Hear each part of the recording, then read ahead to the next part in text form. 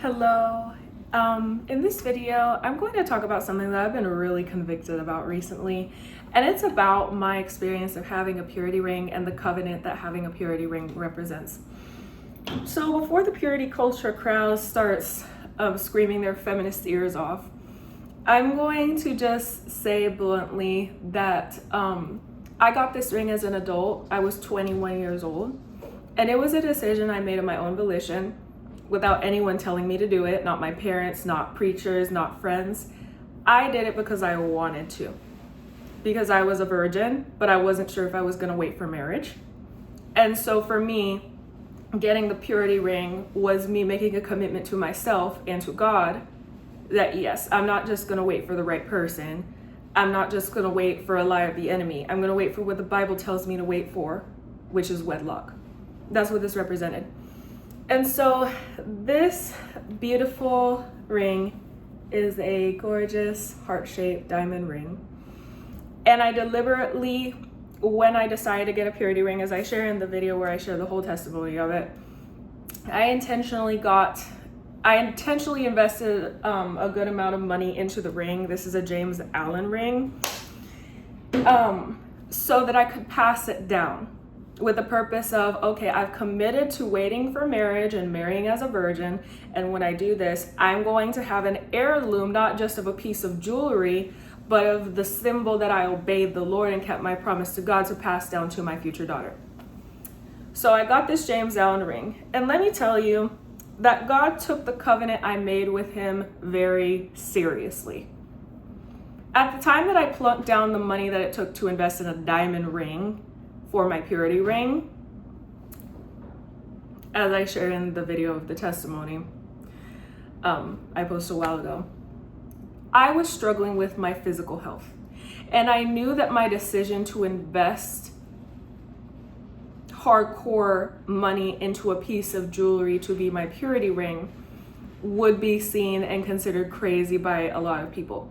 But I did it because I had that much faith that the investment I was making was for a good cause.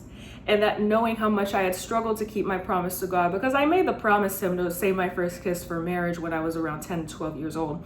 But going through teen hormones and all that, I didn't know if I was actually going to wait for marriage. But the diamond ring to me was a symbol of my investment and commitment into actually keeping that promise. And God didn't take that lightly. And I actually got the healthcare that I need. I ended up getting endometriosis excision surgery the year after I got this purity ring. But at a time when I was actually struggling and in need and not at in the best fiscal, financial state, I took a step of faith in investing a good amount of money into buying this ring, trusting God to bless it to be an heirloom for my future daughter. So that, yeah. And guess what? 3 years later, this is exactly what happened. I shared in the last video that I endured an actual hospitalization, and I lost a bunch of rings that I had, including one that my father gave me, which was an amethyst ring, and the whole thing was crazy, so it was out of my control. It wasn't, it happened in circumstances that my father knows were out of my control. So what happened was I lost the GIA certificate that the James Allen ring came with that showed that the diamond was a real natural diamond.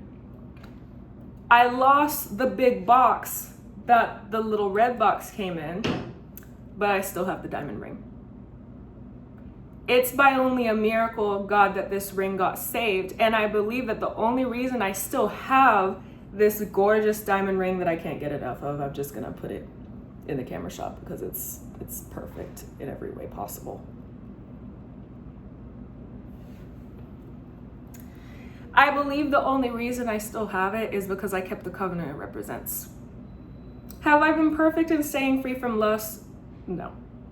But I have kept the promise I made God to save sexual relations, including my first kiss, for wedlock. Physical sexual relations, including my first kiss, for wedlock. And in the crisis where I lost the GIA certificate and the box that the James Allen red box came in, like this thing, it was around the time of the hospitalization. I lost even the certificate showing that this diamond was a real diamond. I still have the ring. Only God could have done that. And so I learned that when you make a covenant of the type that you make by getting a purity ring, I've been seeing girls posting about getting purity rings and then they lost their purity rings, and some of them literally said, oh, I broke my abstinence pact and then my ring disappeared and I had to get another one. That's a sign that you aren't respecting that what you did when you got a purity ring was make a covenant with God. Because honestly, in the natural, I have no reason to still have this ring. But I believe that because I kept my promise to God, God intervened for it to be kept safe. And so I learned that God doesn't take it lightly when you make a covenant with him. And a purity ring is a covenant with God. So I just felt convicted because I was seeing a lot of girls talk about, oh, I'm getting a purity ring like from Pandora. And they get these cubic zirconia rings that because they're not the highest quality, some of them are okay with switching them out from time to time. But for me, part of my journey, part of the purpose in investing, plunking down a pretty penny for this diamond ring was because I'd be like, every time I would get tempted to entertain the thought of compromise on my chastity journey and compromise, I'd be like, I invested too much just into this heirloom for me to just throw that away just because of hormones or whatever else it is. It was an investment, and I'm telling you, God took that so seriously. And so I've been under conviction that when I've been seeing videos of girls who got purity rings and then they lost them and replaced them, oftentimes the girls were not committed to their abstinence journeys and they were not looking at it as covenant. Because when you're in a marriage, you don't expect to commit to wedlock to a person and then, oh, I'm just, if I get tired or emotional or hungry or my hormones are raging, I'm just gonna go commit adultery and still go back and expect my spouse to take me back and that marriage to last. That's not how marriages work.